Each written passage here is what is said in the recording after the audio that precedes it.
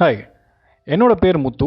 இந்த வாரம் வந்து பார்த்தீங்கன்னா எல்லாரும் பிஸ்னஸ் மேன் மைண்டில் இருக்கக்கூடிய ஒரு ஃபேமஸான ஒரு கொஸ்டின், எப்படி நம்ம வந்து ஒரு பிஸ்னஸ் கோல் வந்து செட் பண்ணுறது, எப்படி அந்த கோலை வந்து கரெக்டாக செட் பண்ணுறது, அதே மாதிரி எப்படி அந்த கோலை வந்து ப்ராக்டிக்கலாக இருக்கிற மாதிரி வந்து செட் பண்ணுறது, அதை பற்றி தான் நம்ம வந்து பார்க்க போகிறோம்.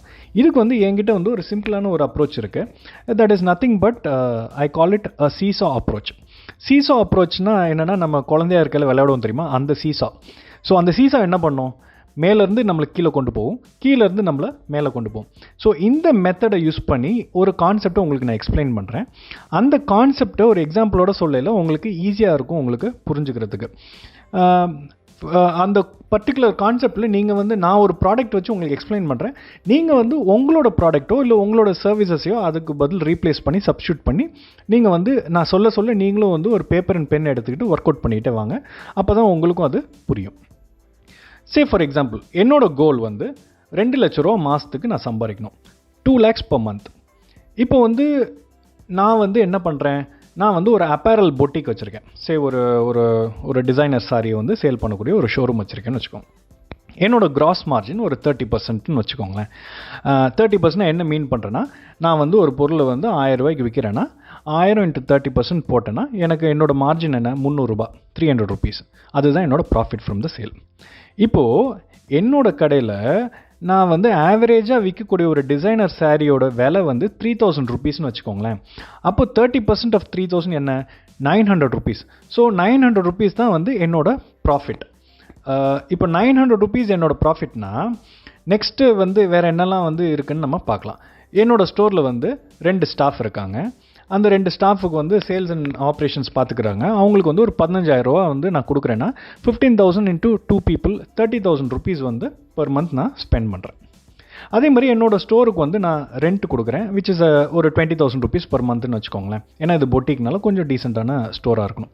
அதே மாதிரி என்னோடய ஆஃபீஸ் எக்ஸ்பென்ஸ் வந்து பார்த்திங்கன்னா, இந்த இபி கட்டுறதுக்கு, க்ளீனிங் எக்ஸ்பென்ஸ், ஆஃபீஸ் ஸ்டேஷ்னரி, இதுக்கெல்லாம் சேர்த்து ஒரு 10,000 ரூபா மாதம் வருது. அண்ட் மார்க்கெட்டிங் எக்ஸ்பென்ஸ் வந்து இன்னொரு ஒரு 10,000 rupees வருதுன்னு வச்சுக்கோங்களேன்.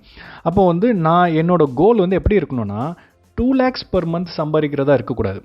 2 lakhs per month ப்ளஸ் என்னோடய எக்ஸ்பென்ஸ், இந்த ரெண்ட் 20,000, அப்புறம் இந்த ஆஃபீஸ் எக்ஸ்பென்ஸு, அப்புறம் இந்த என்ன சொல்கிறது, இந்த சேலரி ஒரு 30,000, அப்புறம் மார்க்கெட்டிங் எக்ஸ்பென்ஸ், இதெல்லாம் சேர்த்தா அது ஒரு 70,000 வரும். ஸோ என்னோடய கோல் வந்து எப்படி இருக்கணும்னா, 2 lakhs ப்ளஸ் இந்த எக்ஸ்பென்ஸ் 70,000 சேர்த்தா 2.7 lakhs தான் வந்து நான் வந்து சம்பாதிக்கணும். அப்போ தான் வந்து 70,000 எக்ஸ்பென்ஸ்க்கு நான் காசு எடுத்து வச்சோன்னா என்னால் வீட்டுக்கு ஒரு 2 லட்ச ரூபா எடுத்துகிட்டு போக முடியுங்கிறது கான்செப்ட். இதை நான் இப்போ எப்படி அச்சீவ் பண்ணுறது? ஃபார் எக்ஸாம்பிள், இப்போ நான் 2.7 lakhs வந்து மார்ஜின் சம்பாதிக்கணும்னு நினச்சேன்னா, நான் இப்போ எவ்வளோ டிசைனர் சாரீ வந்து நான் விற்கணும்? ஸோ ஒரு மாதத்துக்கு 2.7 lakhsக்கு டிவைட் பை என்னோட ஒரு சாரீ விற்றா 900 rupees வரும்னு நான் உங்ககிட்ட சொல்லியிருக்கேன் 30% மார்ஜினில். So 2.7 lakhs divided by 900 rupees போட்டிங்க அப்படின்னா, நான் வந்து கிட்டத்தட்ட 300 டிசைனர் சாரீஸ் வந்து ஒரு மாதத்துக்கு நான் விற்கணும். ஸோ அப்போது ஒரு நாளைக்கு எவ்வளோ விற்கணும் அப்படின்னு பார்த்தீங்கன்னா, 300 sarees டிவைடட் பை 30 days போட்டிங்கன்னா ஒரு நாளைக்கு வந்து 10 saree வந்து நீங்கள் விற்கிற மாதிரி இருக்கும். இப்போ வந்து 10 saree விற்கணுன்னா, அப்போது என்னோட ஒரு நாளைக்கு வந்து என் கடையில் வந்து வாங்குகிற கஸ்டமர் வந்து ஒரு saree மட்டும் வாங்க போகிறதில்ல. ஆவரேஜாக என்கிட்ட வாங்குகிற கஸ்டமர் வந்து ஒரு பில் பண்ணாங்கன்னா மினிமம் 2 saree எடுக்கிறாங்கன்னு வச்சுக்கோங்களேன். So on an average 2 saree என்கிட்ட வாங்குறாங்க. ஸோ 2 saree வாங்குறாங்க அப்படின்னா ஒரு நாளைக்கு நான் 5 பில் பண்ணால் என்னால் வந்து என்னோடய கோலை வந்து அச்சீவ் பண்ண முடியும். பட் ஆனால் இது அவ்வளோ சிம்பிள் கிடையாது, சரிங்களா? இது வந்து ஒரு ஐடியலான சுச்சுவேஷன். 5 பில் பண்ணுறாங்களா, அதுக்கு வந்து முக்கியமான கொஸ்டினை நீங்கள் ஆன்சர் பண்ணணும். உங்கள் கடைக்கு வர வாக்இன்ஸில் எவ்வளோ பேரை கன்வெர்ட் பண்ணுறீங்க, அதாவது உங்கள் கடைக்கு கஸ்டமர்ஸ் உள்ளே நுழையிறாங்கல்ல, அந்த கஸ்டமர்ஸில் எவ்வளோ பேர் உங்ககிட்ட வந்து பில் பண்ணுறாங்க, அந்த ரேஷியோ உங்களுக்கு தெரிஞ்சிருக்கணும். இப்போ என் கடைக்கு வந்து 10 பேர் வந்து ஒரு நாளைக்கு வந்து வாக்இன் ஆகிறாங்கன்னு வச்சுக்கோங்களேன். ஸோ அந்த 10 பேரில் 3 பேர் தான் வந்து வாங்குறாங்க. அப்போது என்னோடய வாக்இன் கன்வர்ஷன் ரேஷியோ எவ்வளோ, 3 people divided by 10 people, 3 billings divided by 10 people. அப்போ 30% தான் என்னோட conversion ratio. So on a daily basis 10 பேர் வந்து வந்தாங்க அப்படின்னா எனக்கு ஒரு நாளைக்கு 3 பில் தான் வந்து என்னால் அடிக்க முடியும். ஸோ இது வரைக்கும் உங்களுக்கு புரிஞ்சுதா? இதுதான் வந்து ஃபஸ்ட் ஹாஃப். இது வரைக்கும் உங்களுக்கு புரியல அப்படின்னா நீங்கள் இந்த வீடியோவை திருப்பி ஃபஸ்ட்லேருந்து பாருங்கள். ஏன்னா இப்போ நம்ம சீசா வந்து மேலேருந்து கீழே வரைக்கும் வந்துருச்சு. இப்போ அடுத்த செகண்ட் ஹாஃபில் கீழேருந்து மேலே வரைக்கும் எடுத்துகிட்டு போகிறோம். ஸோ செகண்ட் ஹாஃபுக்கு போவோம். இப்போ நம்ம என்ன சொல்லியிருக்கோம், 3 பில்லிங் தான் நான் அடிக்கிறேன். ஏன்னா 10 பேர் தான் வாக்கின் வராங்கன்னா ஒரு நாளைக்கு என்னால் 3 பில் தான் அடிக்க முடியுது. அப்போ 3 பில்னா ஒரு பில்லுக்கு 2 சாரீ பில் பண்ணுறேன்னு சொல்லியிருக்கேன். அப்போ 6 சாரீ தான் வந்து ஒரு நாளைக்கு நான் பில் பண்ணுறேன். அப்போ 6 சாரீ தான் ஒரு நாளைக்கு பில் பண்ணுறேன்னா ஒரு மாதத்துக்கு எவ்வளோ? 6 sarees into 30 days which is 180 sarees வந்து ஒரு மாதத்துக்கு வந்து பில் பண்ணுறேன். என் மார்ஜின் வந்து சொல்லியிருக்கேன், ஒரு சாரீக்கு வந்து 900 rupeesன்னு சொல்லியிருக்கேன்.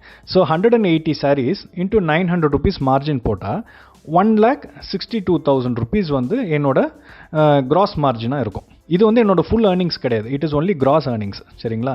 ஸோ என்னோட நெட் ஏர்னிங்ஸ் என்னன்னா, என்னோட செலவெல்லாம் குறைச்சா தான் என்னோட நெட் ஏர்னிங்ஸ். என்னோட செலவு என்ன சொல்லியிருக்கேன், அது மாறாது, அது ஃபிக்ஸடு. 70,000 rupees வந்து என்னோட ஃபிக்ஸட் செலவு. So 1.62 lakhsலேருந்து 70,000 குறைச்சேன்னா 92,000 rupees per month. So ஒரு ஈஸியாக அண்டர்ஸ்டாண்ட் பண்ணுங்க, 90,000 rupeesனு வச்சுப்போம் ரவுண்ட் ஆஃபாக. ஸோ இப்போ 90,000 rupees தான் என்னோட ஏர்னிங்ஸு பர் மந்த் வருது. ஆனால் என் கோல் என்ன, 2 lakhs per month. ஸோ இந்த டிஃப்ரென்ஸை வந்து நான் வந்து அச்சீவ் பண்ண முடியும்? 5 billings per day பண்ணால் தான் அச்சீவ் பண்ண முடியும். கரண்ட்டாக எவ்வளோ பண்ணிகிட்ருக்கேன்? 3 billings per day பண்ணுறேன். அப்போ நான் என்ன பண்ணணும், இன்னும் 2 பில்லு வந்து ஏற்றணும். ஸோ 5 billings per day நான் பண்ணணும்னா நான் கன்வர்ஷன் ரேஷியோ என்ன சொல்லியிருக்கேன், 30% சொல்லியிருக்கேன். அப்போ 5 billings டிவைடட் பை 30% போட்டால் 15 வாக்கின்ஸ் நான் வந்து ஜென்ரேட் பண்ணும் ஒரு நாளைக்கு. அதாவது 15 கஸ்டமர் என் கடைக்குள்ளே வர வைக்கணும். 15 கஸ்டமர் வந்தால் தான் 5 பில் ஆகும். 5 பில் ஆனால் தான் 10 சாரீ சேல் ஆகும். 10 சாரீ சேல் ஆச்சுனா தான் ஒரு மாதத்துக்கு வந்து 300 சாரீ.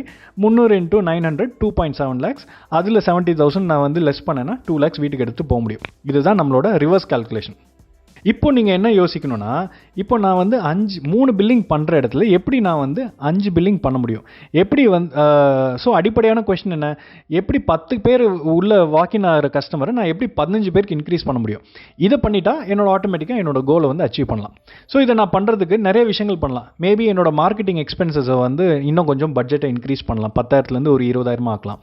இல்லை என்னோட ஸ்டாஃபை வந்து பழைய கஸ்டமர்ஸுக்கு எல்லாருக்கும் ஃபோன் பண்ணி புது கலெக்ஷன்ஸ் வந்துருங்கன்னு சொல்லி அடிக்கடி ரெகுலராக வந்து டச்சில் இருக்க சொல்லலாம். இல்லை அவங்களுக்கு வாட்ஸ்அப்பில் வந்து நிறைய பேருக்கு வந்து என்ன லேட்டஸ்ட் கலெக்ஷன் வந்திருக்குன்னு சொல்லி அவங்களுக்கு ஃபோட்டோ எடுத்து அனுப்பலாம். இல்லை இன்னும் நான் வேறு என்ன பண்ணலாம், மார்க்கெட்டிங் நான் ஒரு வெட்டிங் பிளானர்ஸோட ஒரு 10 வெட்டிங் பிளானரோட போய் நான் டைப் பண்ணிவிட்டு வெட்டிங்ஸுக்கு வரையில் என்னோட நம்பர் ஆஃப் சாரீஸ் வந்து ஆவரேஜ் டிரான்சாக்ஷன் வந்து ஜாஸ்தியாகும். இல்லை இன்னொன்று கூட பண்ணலாம். சே ஃபார் எக்ஸாம்பிள் இப்போ என்னோட ஸ்டோர் வந்து ஆல்ரெடி செட்டப் அப்படி தான் இருக்குது.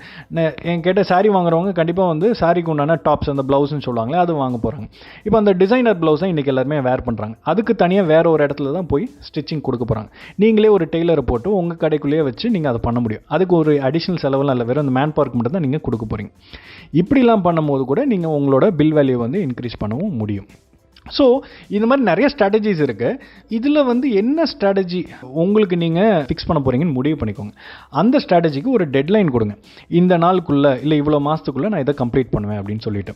சே ஃபார் எக்ஸாம்பிள் இந்த ஸ்ட்ராட்டஜி வந்து இன்னொரு 3 மாதத்தில் நான் பண்ண போகிறேன்னு நீங்கள் ஃபிக்ஸ் பண்ணிட்டீங்க அப்படின்னா 3 மாதத்துக்குள்ளே எப்படியாவது முடிச்சிடணும். அந்த 3 மாதம் முடிச்சதுக்கப்புறம் அந்த ஸ்ட்ராட்டஜி எப்படி ஒர்க் ஆகுதுன்னு பாருங்கள். ஸோ ஸ்லோவாக அந்த 3 பேர் பில் ஆகிறது வந்து அப்படியே ஒரு 6 மாதத்தில் வந்து ஒரு 5 பில்லிங் ஆக போகிற மாதிரி ஒரு சுச்சுவேஷன் வருது அப்படின்னா அந்த 6 மந்த்ஸுக்கு நீங்கள் அந்த ப்ரீதிங் பீரியட் நீங்கள் கொடுக்கணும். அவ்வளோ நாள் நீங்கள் வெயிட் பண்ணணும். அந்த 6 மந்த்ஸில் கிராஜுவலாக நீங்கள் வந்து இன்க்ரீஸ் ஆனதுக்கப்புறம் உங்களோட சேலோ ஆட்டோமேட்டிக்காக 5 billings per day வந்துருச்சு அப்படின்னா ஆட்டோமேட்டிக்காக நீங்கள் உங்களோட டார்கெட்டை அச்சீவ் பண்ண போகிறீங்க. It's as simple as that. So இதுலேருந்து என்ன தெரிஞ்சுக்கணுன்னா, நீங்கள் வந்து டார்கெட் செட் பண்ணி நீங்கள் அந்த கோல் அச்சீவ் பண்ண ஸ்ட்ராட்டஜி செட் பண்ணி நீங்கள் ஒர்க் பண்ணணும். அதுக்கு கொஞ்சம் டைம் கொடுக்கணும். டைம் கொடுத்தீங்கன்னா கண்டிப்பாக எந்த கோலாக இருந்தாலும் அது அச்சீவ் பண்ண முடியும். பீஸ்ஃபுல்லாக அச்சீவ் பண்ண முடியும். இது வந்து நீங்கள் வந்து ரொம்ப உங்கள் கோல் அந்த டைம் வந்து நீங்கள் ரொம்ப ஷார்ட் பண்ணிட்டீங்கன்னா நீங்கள் தான் வந்து ரொம்ப வந்து பதட்டமாவீங்க, ரொம்ப ஃப்ரஸ்ட்ரேட் ஆவீங்க. ஸோ பீஸ்ஃபுல்லாக அச்சீவ் பண்ணுறதுக்கு என்ன பண்ணணும்னு யோசிச்சு பண்ணுங்கள். So hope you like this video. இந்த வீடியோ பிடிச்சிருந்தா லைக் பண்ணுங்கள், ஷேர் பண்ணுங்கள், சப்ஸ்கிரைப் பண்ணுங்கள். நெக்ஸ்ட் வீக்கு இதே மாதிரி ஒரு இன்ட்ரெஸ்டிங் டாப்பிக்கோட உங்களை வந்து மீட் பண்ணுறேன். தேங்க்யூ.